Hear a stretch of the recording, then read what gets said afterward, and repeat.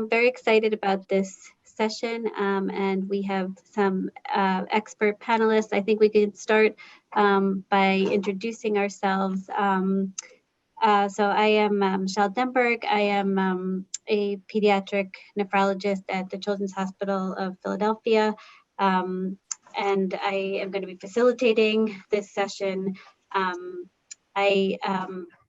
It's my great pleasure to have Michael Sade join us to give us the opening talk. And I'll maybe we can go around and Michael, if you want to introduce yourself, and then we can also introduce our other panelists as well. Sure. Yeah. Thank you. My name is Michael Sade. I'm a behavioral and social scientist at Cincinnati Children's Hospital. I don't tell people I'm a psychologist anymore, but that was my degree. My PhD is in psychology. My research question is, what does it take to make the healthcare system work well for kids with chronic illnesses? And I see the healthcare system as essentially a human system. It's filled with people trying to do things together. And I apply behavioral and social science to try to change the health system. And I'll talk about one of those examples today in terms of learning health systems or learning networks. Great, thank you. Amy Kratchmann, who leads our Research Family Partners program at CHOP. Amy, do you want to just introduce yourself? Sure. I was going to say good morning, everybody. Good afternoon, everybody. My name is Amy Kratchmann, and I am a research family consultant at the Children's Hospital of Philadelphia. But most importantly, I get to work with Matt and Dr. Tajan and all of the wonderful patients and families who are involved, including Hunter and Ruth, who you will hear from. Who are involved and really help make a huge difference in the lives of kids with kidney stones. Thank you. And then finally, we have Hunter Beck and his mother, Ruth Beck. So I know everybody heard Hunter's amazing talk already this morning / early afternoon. But if you'd like to introduce yourselves, I can't. There's many people on the screen. So Hunter and Ruth, would you mind introducing yourselves to the larger group here? Hi, I'm Ruth. I'm Hunter's mother, and I work with Hunter to try and find ways that we can provide help to the researchers who are trying to find a way to stop kidney stones. And that's important to Hunter, so it's kind of important to me now too, because he develops stones a lot, and we just want to try and figure if there's a way how to stop that. Thank you. And Hunter? Hi, I'm Hunter, and I have kidney stones, and I do everything I can in studies and things to try to help people and hopefully help. So we can prevent kidney stones from growing. Thank you. So I think our first speaker will be Michael. And again, this session is really going to be focused on, how do we grow and expand PKIDS into a learning health system, but really how do we make sure that we are engaging patients and their caregivers at all stages of that process. So Michael, I'll turn it over to you.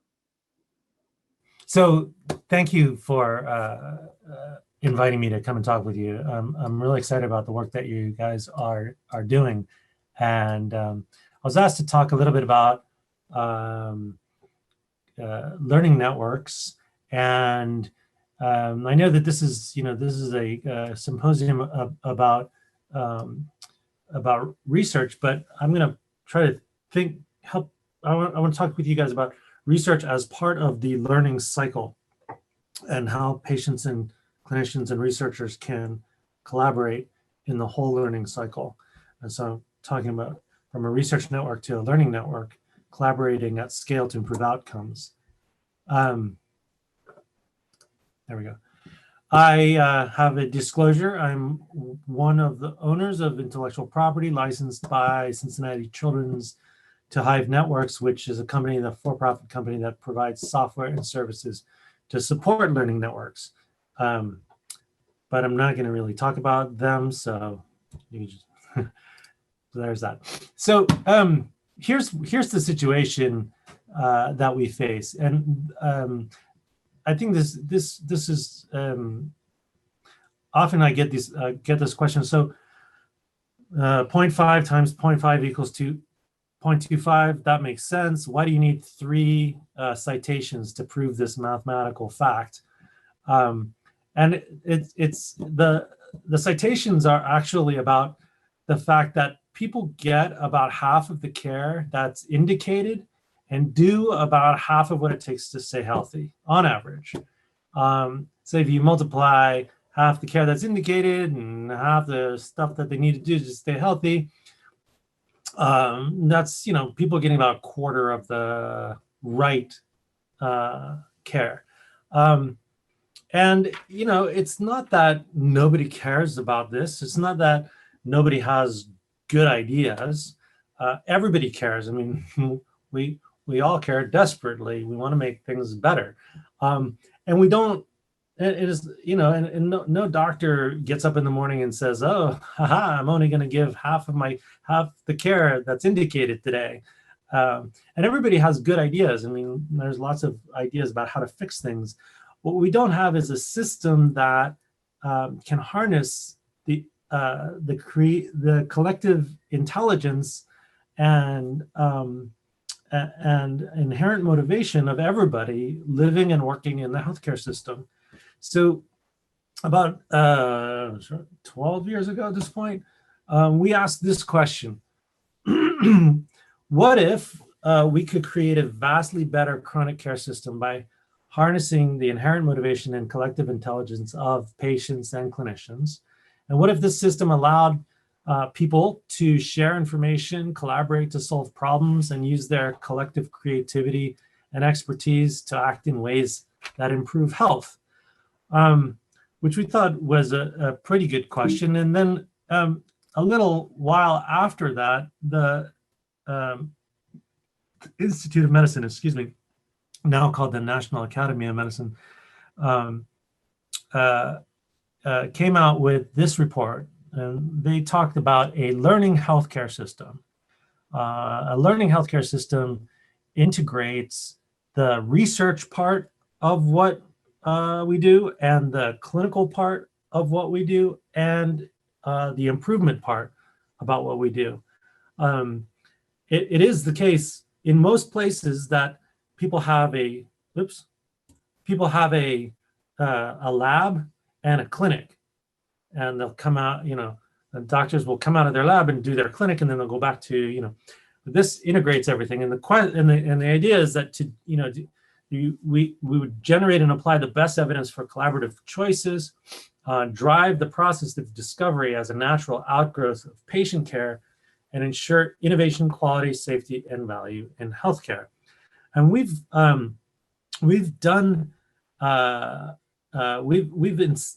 created several, about a dozen now, learning networks that are versions of this learning healthcare system. You can see 4 examples here of our most mature ones, and these are the results over time for 4 different learning networks. This is Improved Care Now, the percent of patients with inflammatory bowel disease in remission. Here is the National Pediatric Cardiology Quality Improvement Consortium that has reduced the rate of mortality for infants born with a single ventricle. Here is the rate of catheter-associated urinary tract infection, which is a serious adverse event in a large network of called Solutions for Patient Safety, with over 100 pediatric hospitals. You can see the rate going down over time. And this is the Ohio Perinatal Quality Consortium that has reduced the rate of preterm of selective C-sections over time. So, you know, this is, so we've shown that this this can work, and I want to kind of get into what we think of as the guts of what is going on here, the learning engine of these learning systems. So patients and families and clinicians get together at the point of care, which we think about as, you know, this is the place where the magic happens, right? We standardize the care process, we reduce variability in care, customize care to patient needs. Data goes to database, and then it can be fed back to this, and we look at, you know, patient outcomes, and if things are going well, that's great. If not, we are identifying gaps in care or uncertain management practices. What could we be doing differently? What's working? What's not working? That then, with the input of patients and families and clinicians, it turns into areas that, you know, we just don't know what to do. So we need to do some research about this, and then that new knowledge is then, you know, fed back to the point of care. So this sounds like, you know, something that if everything was clicking along really well, that would be good. But it's you know, it's a little harder than just writing it on the screen. And, you know, what we're realizing is that there's it's almost like there's a new paradigm for how we improve in healthcare. In the old paradigm here is, you know, researchers answer questions they think are important. And I'm a researcher, and I have done exactly this. I come up with beautiful questions that I think are really cool, and then I write a grant for it. You know, then I do the research, I publish the results. Hopefully somebody reads that. And then, you know, if they do read it, then they do what I suggested that they do, and then we improve outcomes, right?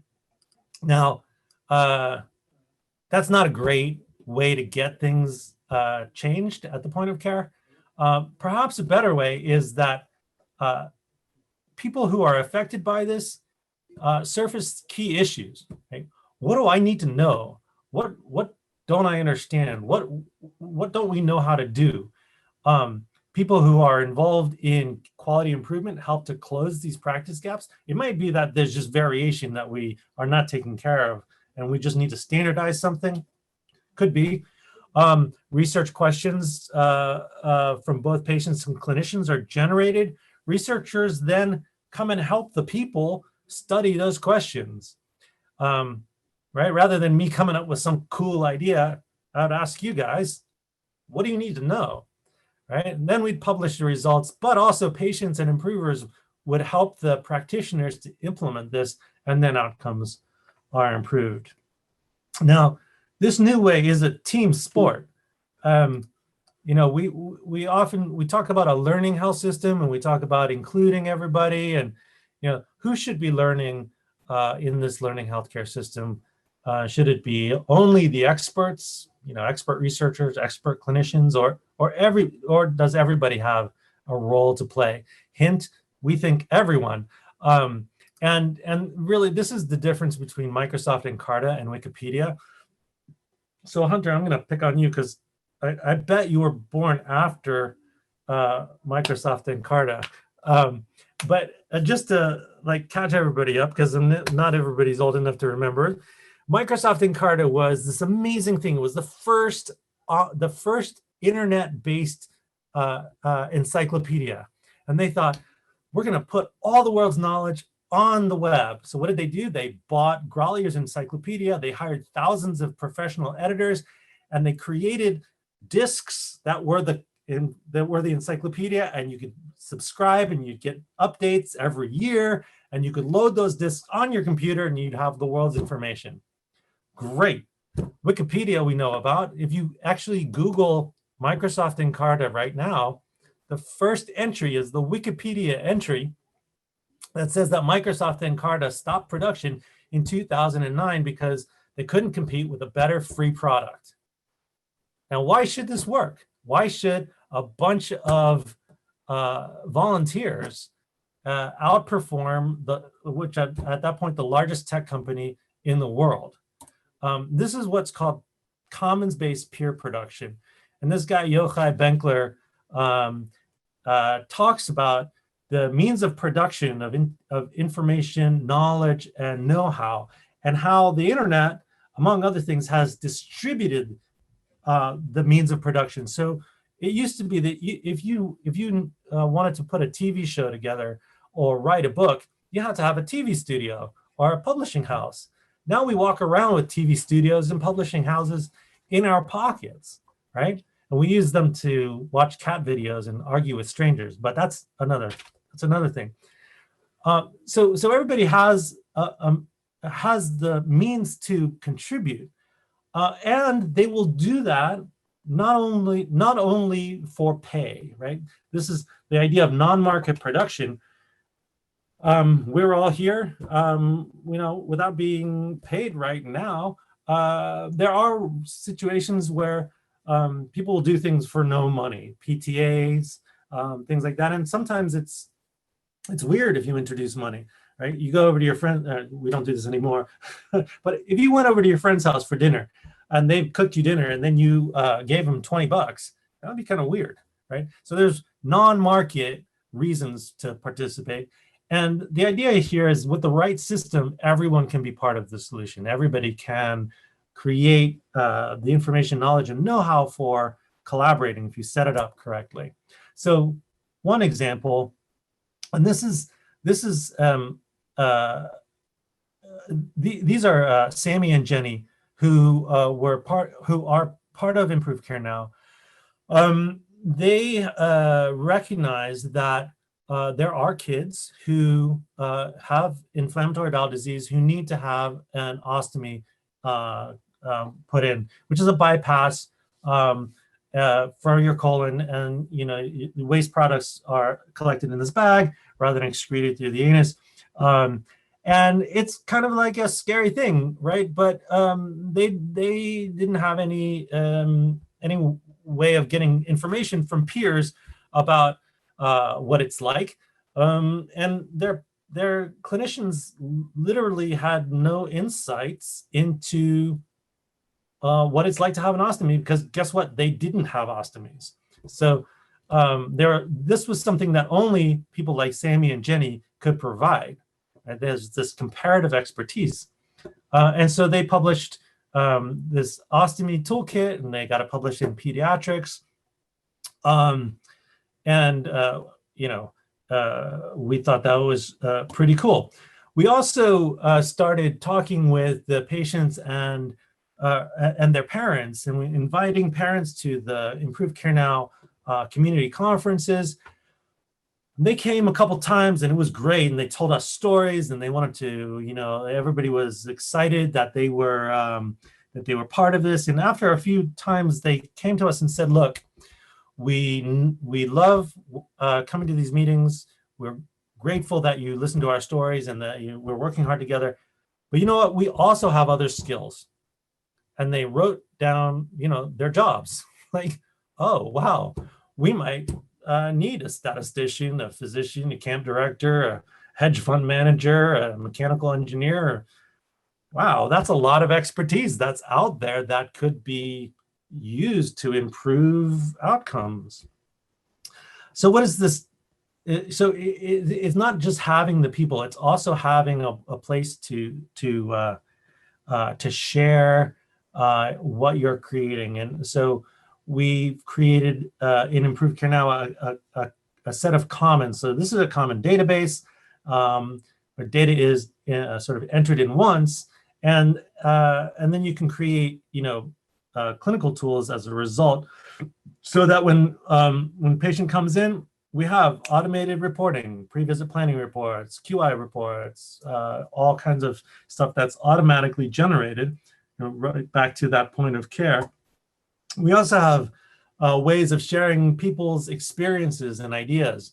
So, you know, if you have a good idea for how to increase, you know, flu shot rate in your clinic, you can post that. You can post films. You can post, you know, videos. You can also, we also have offline ways of collaborating, phone calls, learning labs, learning sessions, things like that.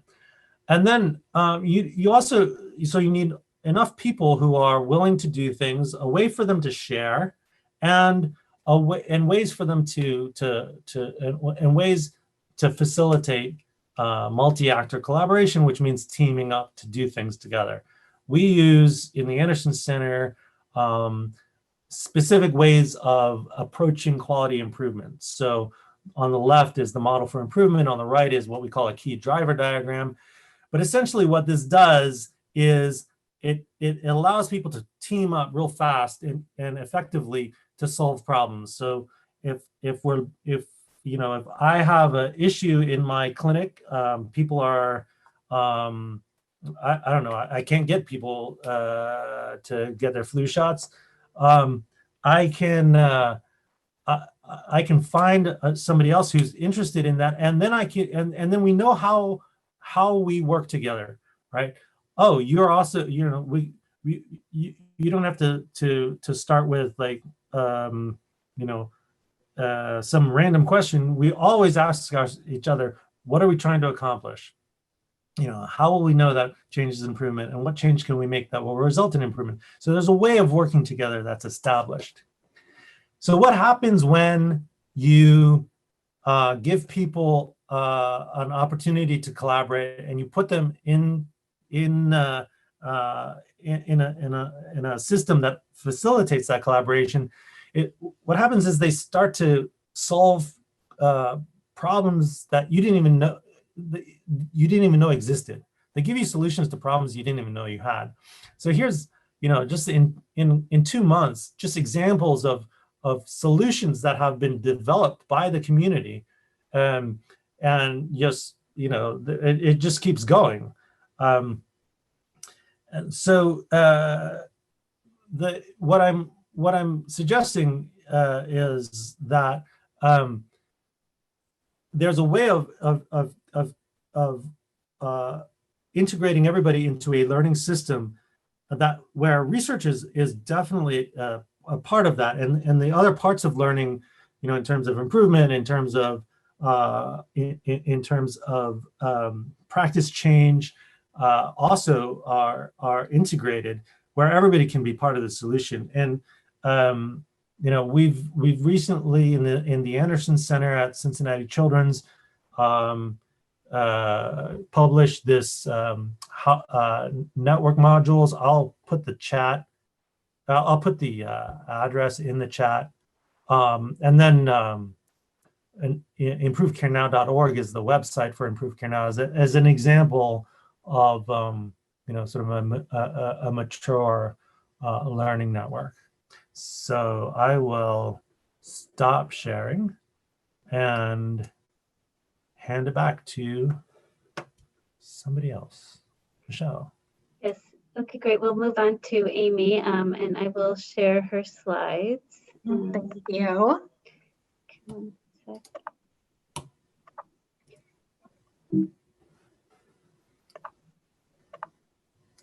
So while Michelle is getting the slides up, I'm going to kind of pick up where Michael left off. And, you know, he talked about how engaging patients and families in different learning networks, how it improves care. And so what I'm going to talk to you now is about how do you engage these patients and families in your practice? How are you able to, you know, bring together a group of patients and parents who are interested in improving the lives of their child's condition? And so there are many different strategies that we use. Actually, a lot I've learned, Michael does as well, that are very, very helpful. I do all of this work at the Children's Hospital of Philadelphia. So specifically, some of the some of the information I may give, you know, will pertain to what we've done at CHOP, but can be easily replicated to any other. So next slide. Next slide. So we talked about the quality and improvement, and Michael talked about it. Can you go back one, Michelle? Sorry. There you go. Nope. Thank you. So, and you've all had the pleasure of hearing from Hunter, and soon, after I'm done, you'll be able to hear from Ruth, his mother. And a lot of the information that Hunter shared in his story I know for me as a layperson, was enlightening to me. And so these are all things that I would never know, specifically because, number one, I'm not a clinician, but I also, more specifically, the reason is because I don't walk in their shoes. I don't live with chronic kidney stones, and I don't have children who are suffering from chronic kidney stones. But it's really important. That's why it's really important when Michael talks about the experts and including everyone in there, is that, for instance, Ruth and Hunter have an expertise that, for instance, me or Dr. Pejan or anybody else on treating kidney stones wouldn't know about. And again, that's that lived experience. And that lived experience is really how we can come together, and we can have networks where we're doing research that is important for patients and families and researchers. And that's the key. I mean, I think, Michael, you talked about it in the beginning where, you could come up with this great research question. I love to use epilepsy as an example, but, you can come up and say, hey, I want to study this medication that's supposed to be really wonderful in cutting down seizures. But that would be a great question, and the outcome would be wonderful if we could cut down seizures. However, how would I know as a researcher how it's affecting that child's life or their family's life? It may be cutting down their seizures, but is it making them so tired that they can't function through the day? Is it changing their family dynamic? Those are the kinds of questions and expertise that we really learn from Hunter and Ruth. And so you may be asking yourself right now, how do I start? You all come from large pediatric institutions, and where do you start? So I talked about it a little bit in our networking session, and I apologize. I thought that there were a lot more clinicians who are aware of family and youth advisory councils. But if you're not, most of the large pediatric hospitals, and I would say at this point, most adult institutions, all have family and youth advisory councils. And what they do are they're usually, they meet once a month. And of course, it varies at different hospitals. Most though meet once a month. It is a group is comprised of half families where you have parents with kids of all different diagnoses, and half staff members. So I know for CHOP and other institutions who are part of PKIDS, they have senior leaders on their family advisory councils. They have residents, they have fellows, they have nurses. So that way everybody can make the decisions together, collaboratively. We also, and as well, a lot of pediatric organizations, because they're pediatric, have specific advisory councils that are just for youth. So they're usually led by somebody at the hospital, but it is all comprised of patients or siblings of patients who've had experience at the hospital. And so what they provide feedback on is a host of different things. I know most recently at the Children's Hospital of Philadelphia, our family and our youth advisory councils have provided us with a lot of feedback on all of the COVID materials that were parent facing. they really helped us understand what was understandable to families, what would scare them in our language, what they wanted to know. So these are already really great groups to be able to go to and to recruit a patient or a family partner to be part of the research work that you're doing. All of the institutions, and I shouldn't say all because I can't be 100% sure, but most of the pediatric institutions have a staff member who runs the Family Advisory Council. And they are really, I think, the best place to start in terms of recruiting patient and family partners, because these are families who are used to being in a room with senior leaders, with physicians, with nurses, and they're used to being able to provide their feedback. So I always say that's really the best first place to start, especially in pediatrics. Oftentimes, if it's a smaller group, you could start with your frontline clinicians. And so with PKIDS, we really did just that. And your frontline clinicians who are at the different sites, they treat their patients and they know their families well. And so they're often a really good resource in terms of helping you to identify a patient or a caregiver who has given great feedback along the way, has always partnered with you. And so as we move forward, I'll show you some qualities that we look for, but frontline clinicians are a great resource. Some organizations have research advisory councils. At the Children's Hospital of Philadelphia, we have a research family partners program that is specific to training and recruiting patients and families to take part in these advisory roles in research. Other adult institutions also have research advisory councils, so they're another good group to go to. Advocacy organizations, in terms of, if I'm thinking in terms of kidney stones, I would think of some of the larger advocacy organizations that work with urology, that work with nephrology. I have a son with autism, so I go back to using that as an example a lot. And autism is a really good example of having a tremendous amount of advocacy organizations where they have patients and families who are involved. And then also your patient and family experience department. So those are usually the departments who are reporting out on all of the press needs, so all of the scores. But oftentimes they work directly with patients and families, and they usually help lead the family and youth advisory. So these are all some suggestions of where you can go to start recruiting patients and families. Next slide.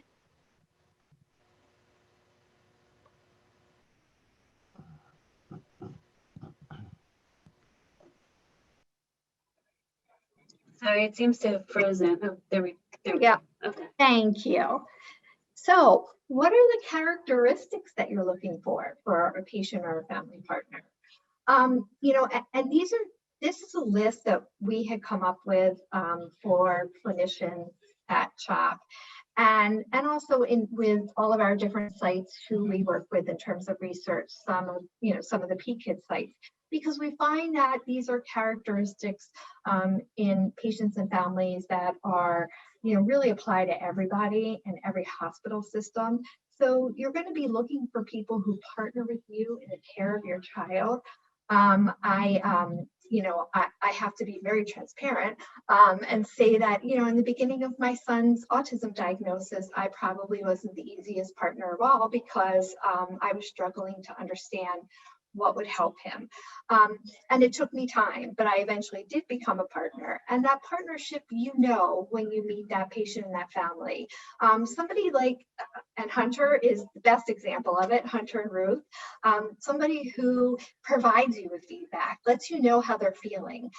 So they may be in the middle part of their journey. And so they're able to say to you, look, this suggestion that you gave to me or this medication you gave to me didn't work well for me. However, maybe we can try something else. So that's the type of patient or family who you want to look for. And I'm sure that for most of you, you all can identify at least one or two patients and families who are like that, who you've had long-term relationships with, and who you have that rapport with.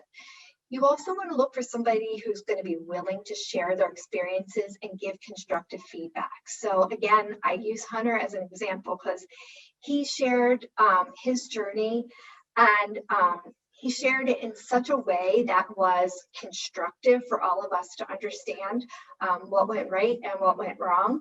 And he was also able to share his experience and help relate it to helping other kids who are going through having problems with kidney stones.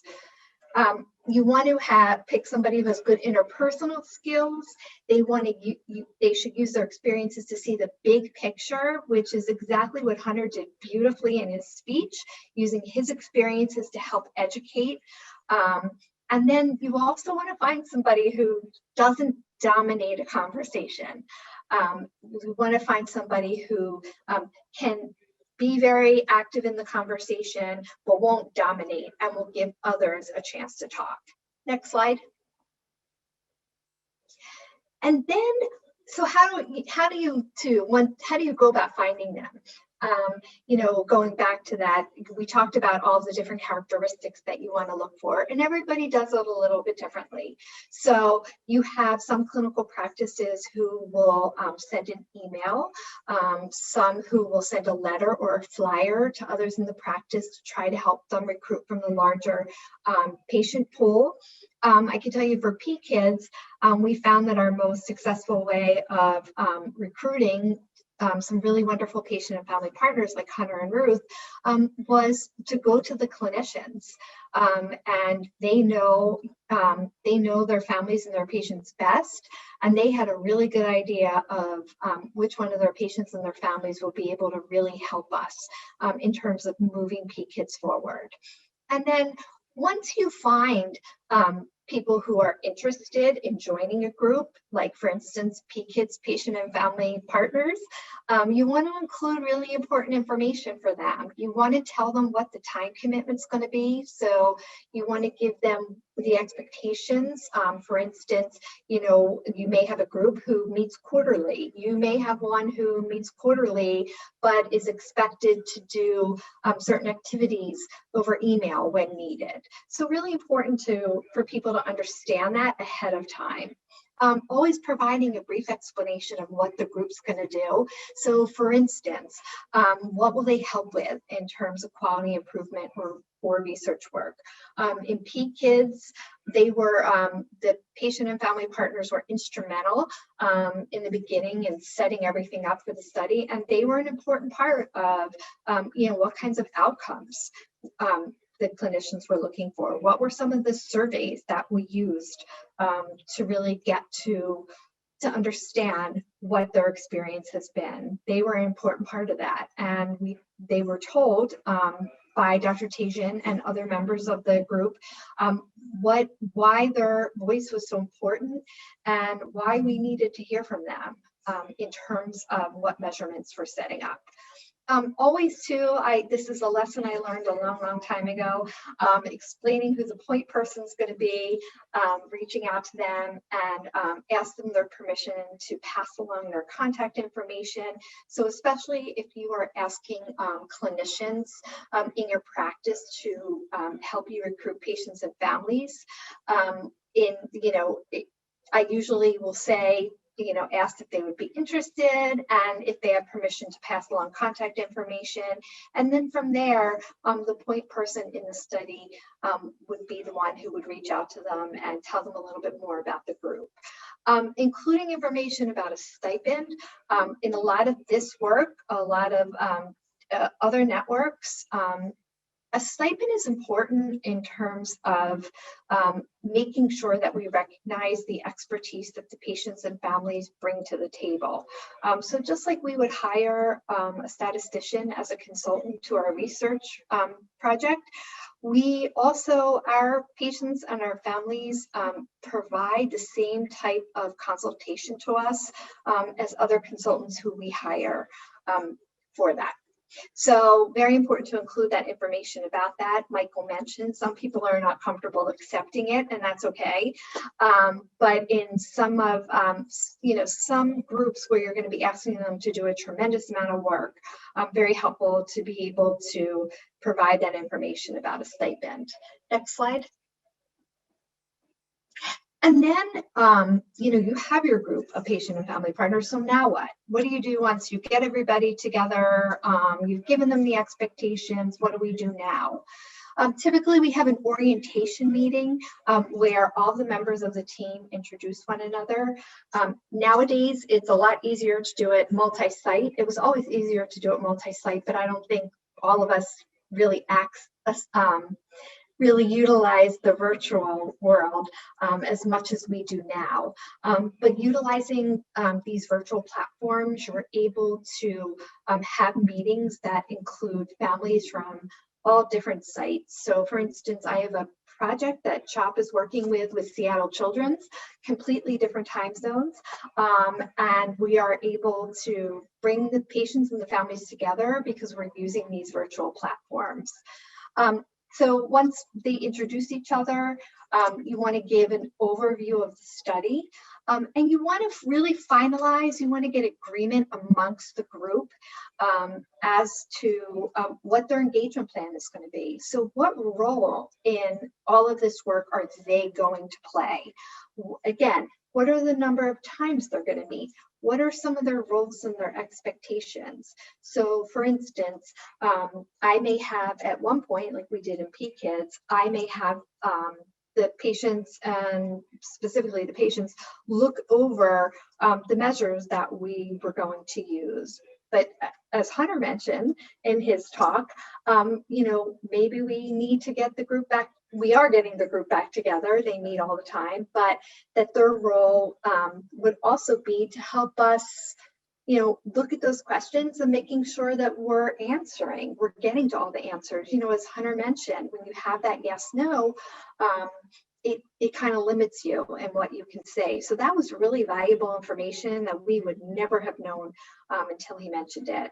Again, talking about the stipend amount, and always to make sure that you provide updates on the study. So even when you might have a period where your group, your patient and family partner group is not meeting because there might be work being done, in terms of collecting data or IRB approval or all kinds of other stuff, but to continuously provide updates to this group so that they know that they are still engaged, that we haven't forgotten about them. This is where we're at in the study, and here's where we're going to really need their help. Next slide. And then finally, how do we really train them? How do we train patients and families to understand the research process? And I oftentimes say I don't like to train patients and families to become scientists because that's not their role. Their role is to be an expert in the disease that they live with. So how do we maintain that authentic patient and family voice and be able to train people who, for instance, don't have a background in science and don't understand some of the terminology that we want to use. We want to educate, we want to make sure that our research family partners are educated enough so that they have meaningful engagement, so that anything that you're going to talk about in a meeting, they are going to be able to understand. So I know we're all really good in the healthcare world, and actually I think in the patient and family world of using acronyms. And so lots of times we need to make sure that we have to stop and define what an acronym is. As a parent, I use it all the time and I don't even realize it.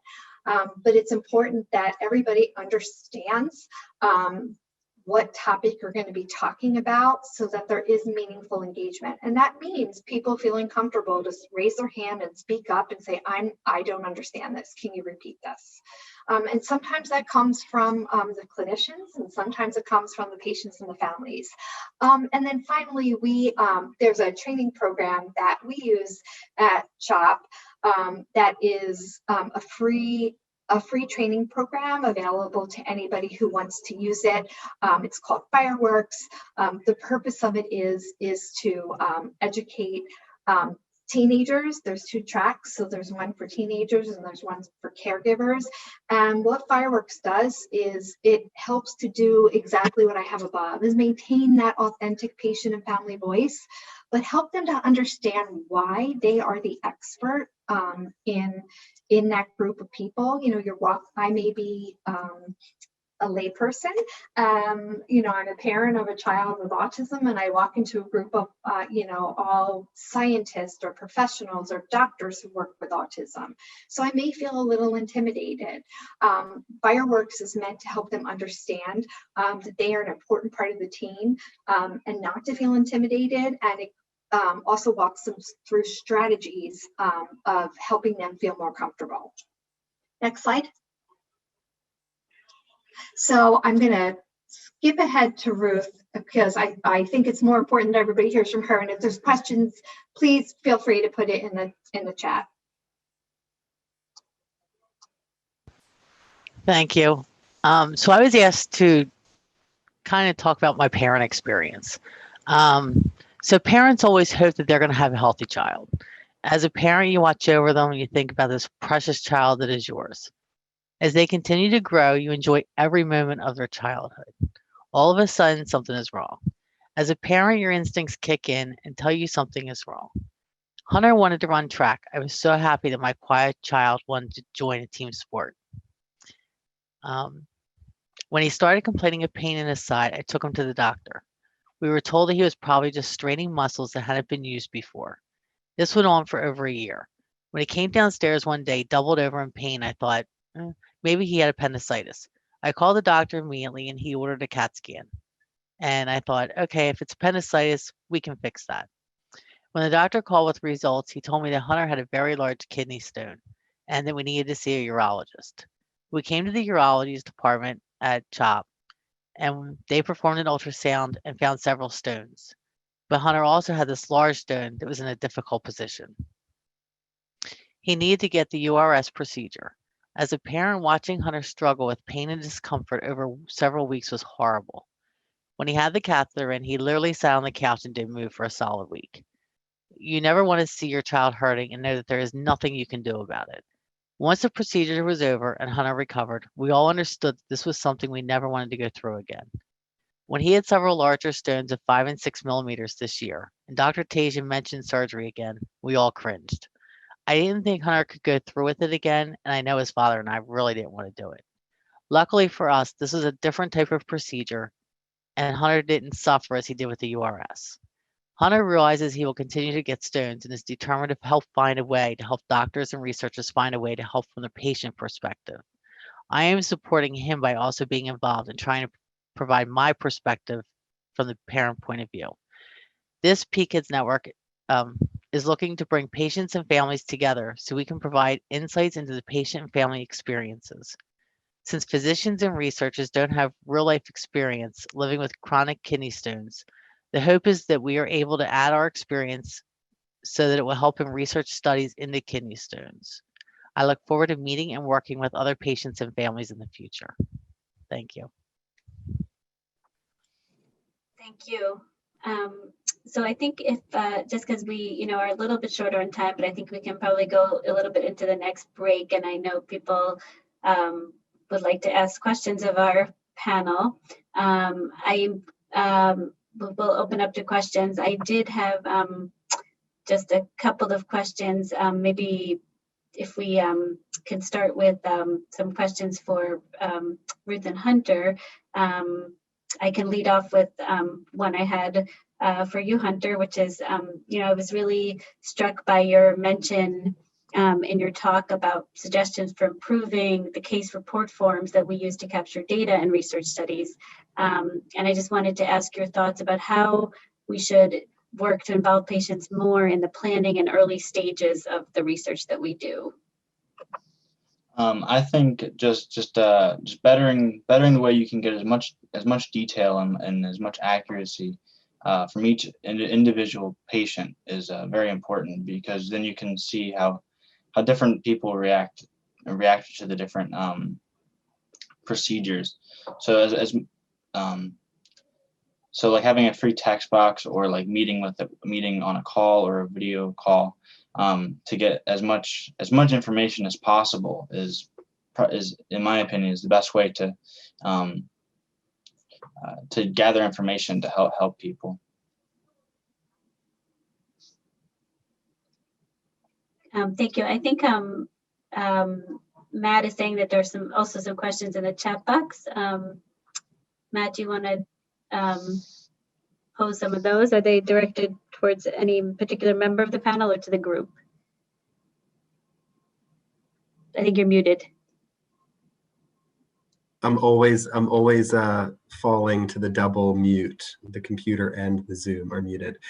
We do have a couple that I'll read. One is directed more towards us as members of PKIDS Engagement Core and the individuals who've helped identify some patient and family partners members. And another looks like it may be directed a bit toward the overall process itself. So we have a question. Would it be beneficial if a group of patients and families has been formed, like Hunter was referencing, as a social support group or focus group, and having that group of families and patients vote on and select their representatives from the bottom up, rather than having clinicians, physicians selecting representatives from the top down for these advisory boards? And so, Amy, I'm not sure if you have any thoughts on specifically kind of, the nature of how the PKIDS Patient and Family Partners was developed, or how we have that representation coming in a more communal manner than rather than, individual contributors. So that's a really great question. And I get this question all the time. And I really want to emphasize that support groups and the type of group that, for instance, we were talking about with Hunter earlier on, are really, really important. But we also need to make sure that that the people who are leading it and the work that they're doing is led by somebody who has psychosocial education. And so oftentimes when we're recruiting for the advisory groups, most of the families who your clinicians will come in contact with are already on. A lot are already in support groups or in advocacy organizations and working with other patients and families. But very important to separate the fact that while it's be wonderful for them to connect on their own time or in another setting, that the purpose of the meetings that you're going to be having as advisors is for them to come together and provide feedback specifically to your project. And it's tough, and you can't avoid, people have a lot in common. They meet somebody else, especially if it's, if it's a disease, that there are not many people who have the disease. And so that's all going to naturally happen, but very important to make sure that the time that you spend as an advisory group is focused on the work. But it's a really great question. The reason why we do have the clinician physicians, and we don't always, but they know these families. We also we have a group. You can have a program at your institution where they already have patients and families who are interested in taking part in being an advisor.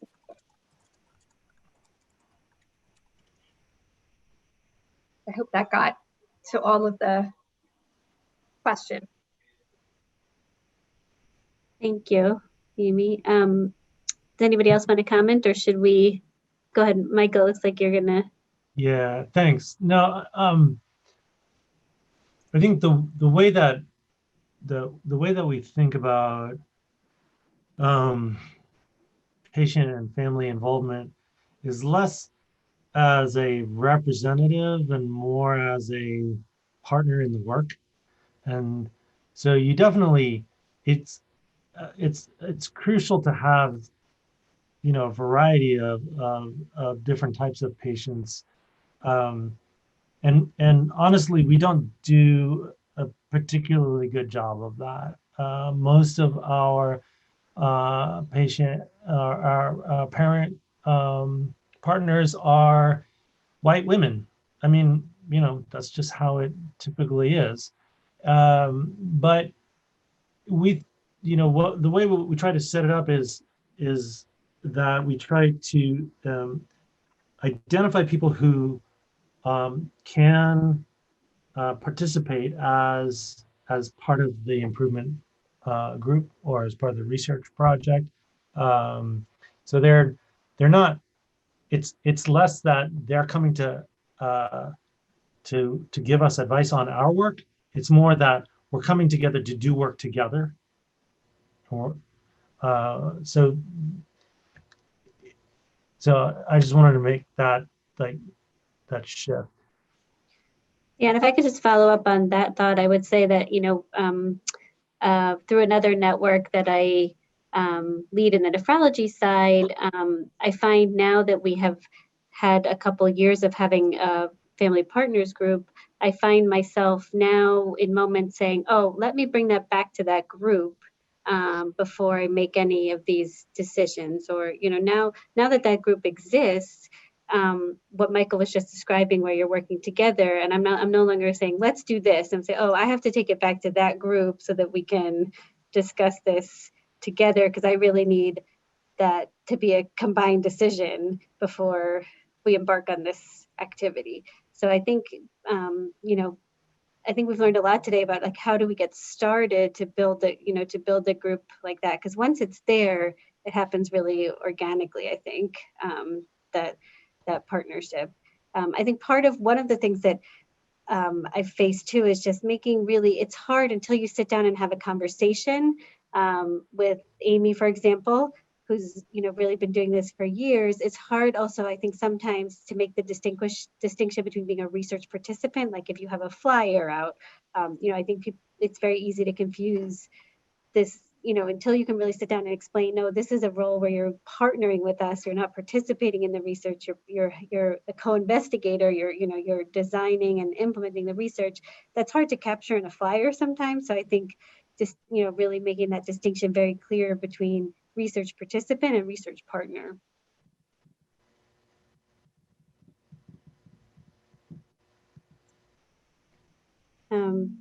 Do we have time for one more question in the chat box, or anybody who wants to ask one? Michelle, I just wanted to add in, so thank you for clarifying that. So typically I wouldn't suggest a flyer that would go out to everybody in the practice. I apologize, I should have clarified that. It's really a flyer for the clinicians because it's you know, very important that they have the information. So that's one way that you can give it to them. So thank you. Any other questions for the panel? I'm not seeing any in the chat, Michelle.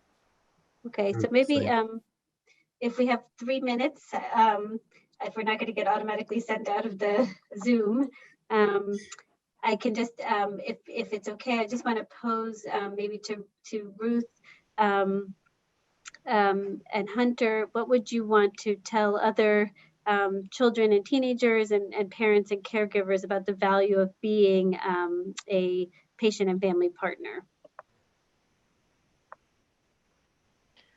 Well, I think the most important thing to me is knowing that someone's listening and valuing what my opinion is, and using the experience that Hunter and I have gone through, that maybe we can provide in some way help to new patients who are going through the same thing.